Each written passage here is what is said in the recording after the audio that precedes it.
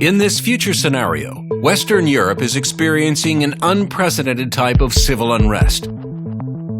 Unlike previous movements, it is not led by political parties or unions, but instead seems to be spread through social media with no distinct leaders. This new type of unrest has had dire consequences for European critical infrastructure, disrupting harbors and arterial gateways throughout the region.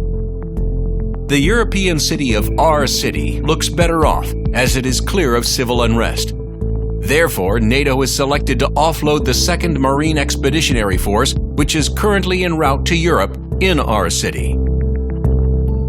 Our city is a city typical of the region. It's bordered to the east by a NATO and EU member state. It has a busy harbor, international airport, and cultural center.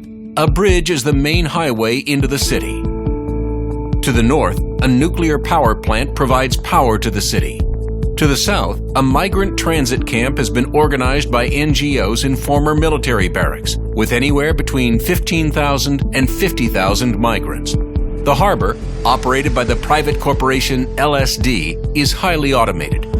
UAVs patrol the sky, relaying footage to the Port Authority.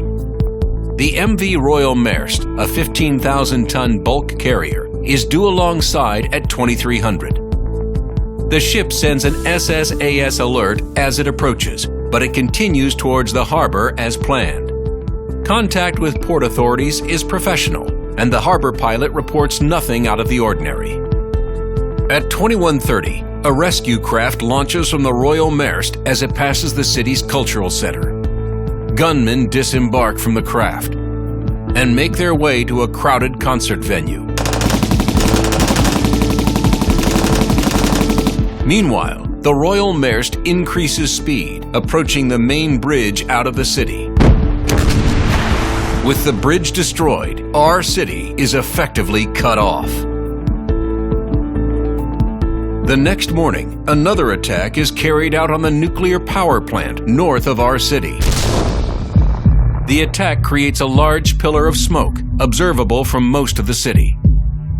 Radiation and air quality sensors around the power plant detect increased radioactivity and chemical pollution, but it is non-attributable to a combustible leak.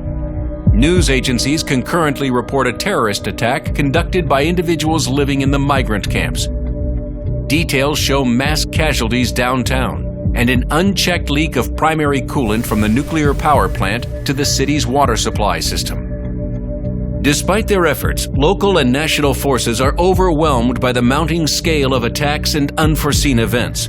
Radio and TV stations appear to be under the control of an unidentified body. LSD loses control of its drones, which now loiter above the nuclear power plant, feeding the news agencies and social media with chaotic footage of the scene below. How can NATO member nations prepare for this unprecedented form of hybrid warfare?